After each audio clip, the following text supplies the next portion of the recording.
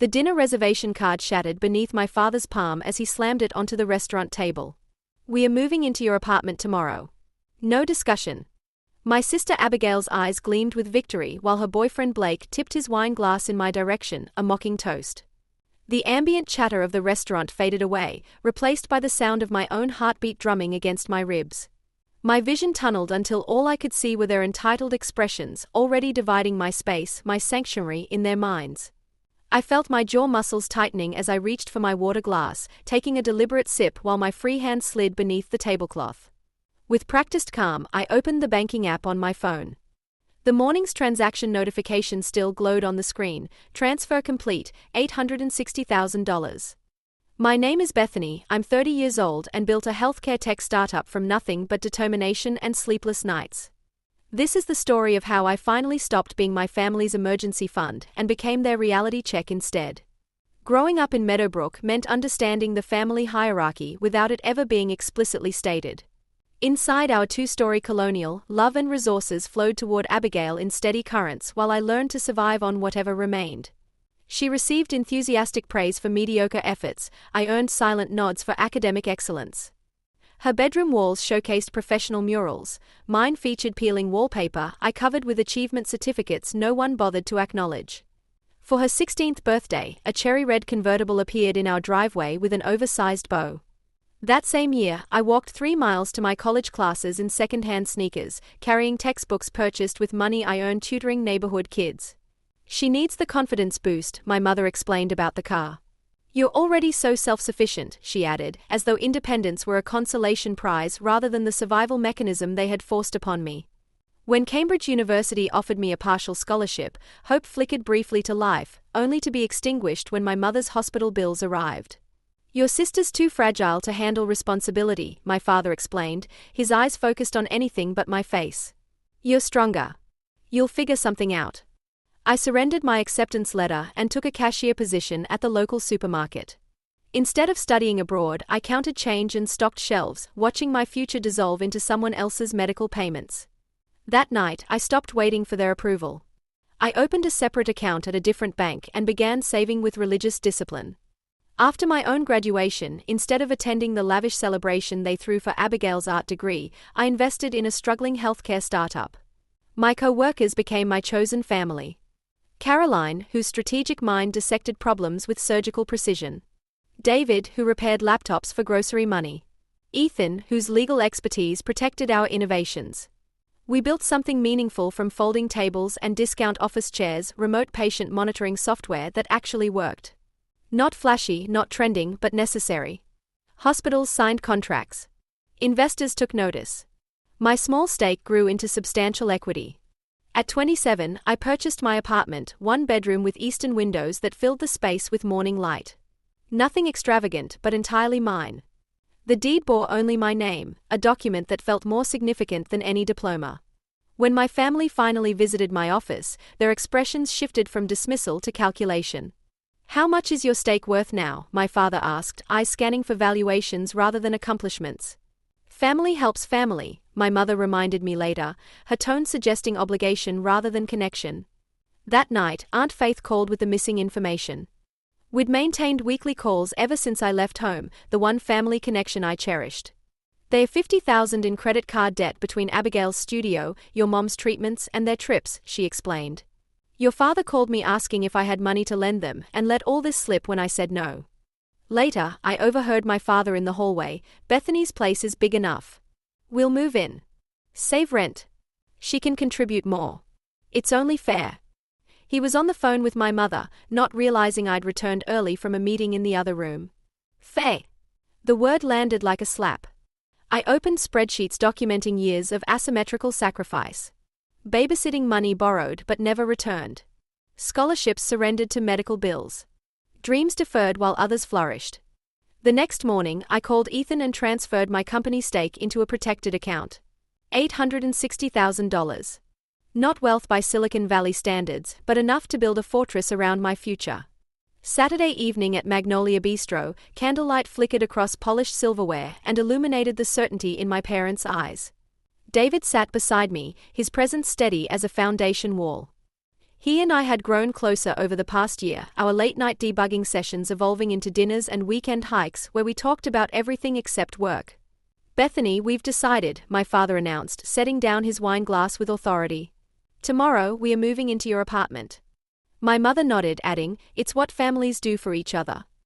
Her tone suggested the matter was already settled. Abigail swiped through her phone without looking up.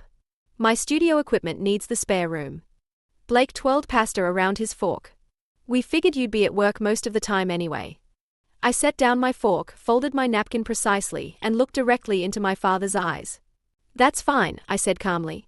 "Just bring $860,000. The table froze. My father's jaw stiffened. My mother's smile collapsed. Abigail dropped her phone with a clatter.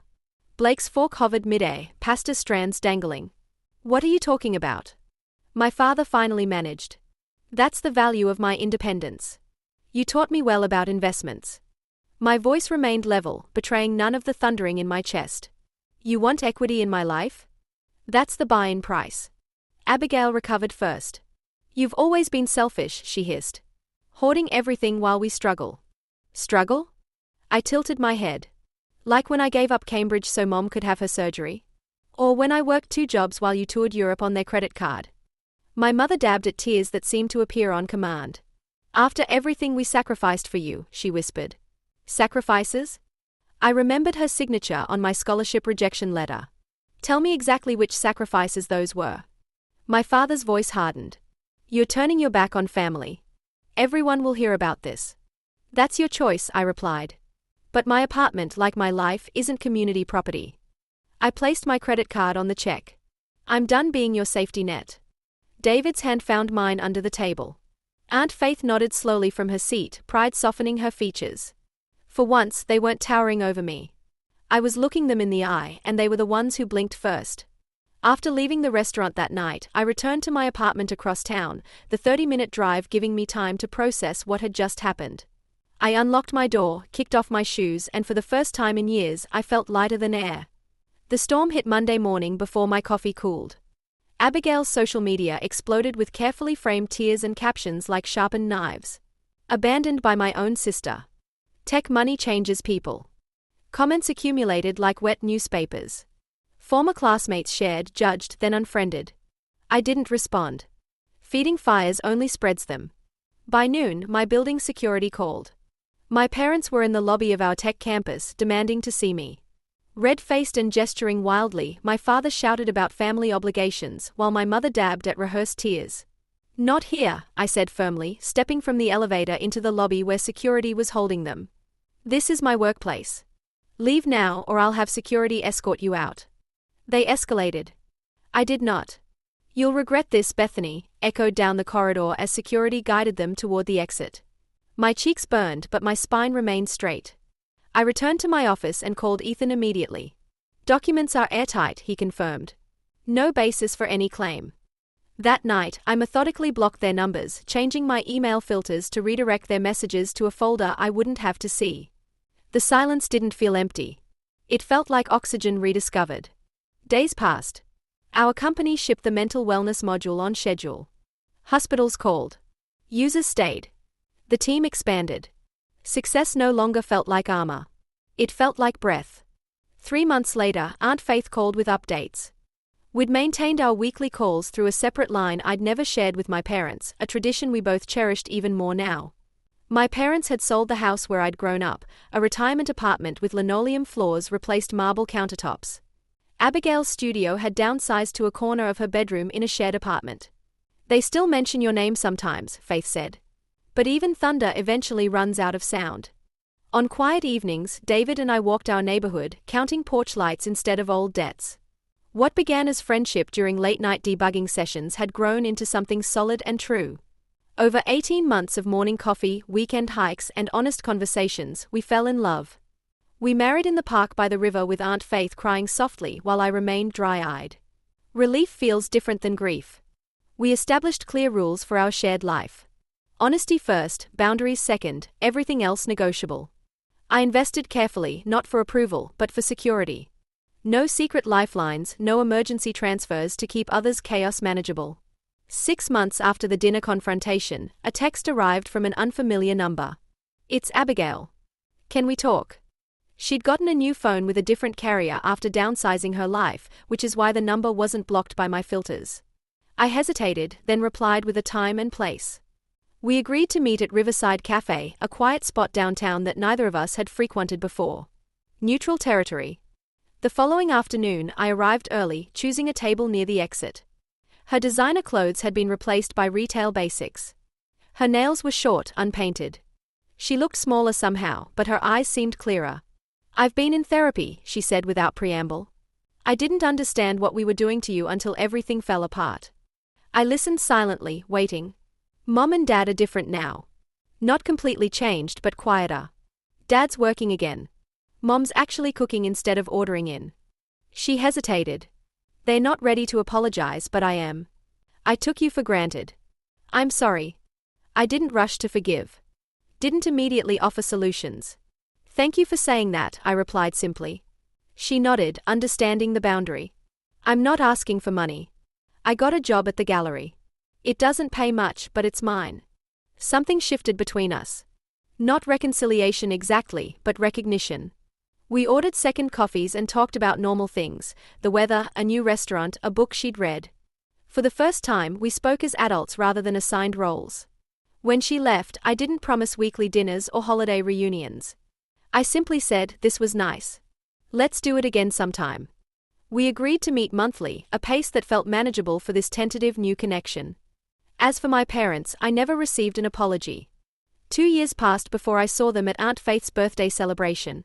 A brief, civil interaction that confirmed what we both already knew. Our relationship would never be what it was. It would be distant, occasional, and maintained with firm boundaries. They had lost the privilege of intimate access to my life. A consequence they finally seemed to understand, even if they couldn't admit they deserved it. Boundaries aren't walls. They're gates you control. Here's what I learned: strength isn't the reason you should carry everyone else's weight. Generosity without limits turns holy water to flood. Love without respect becomes a leash. I didn't abandon my family. I abandoned the role they wrote for me. I kept the part where I deserve air. If you've ever been the family safety net, the responsible one, the one who can handle it, I see you. You're allowed to choose yourself without apology. You're allowed to build a life that fits.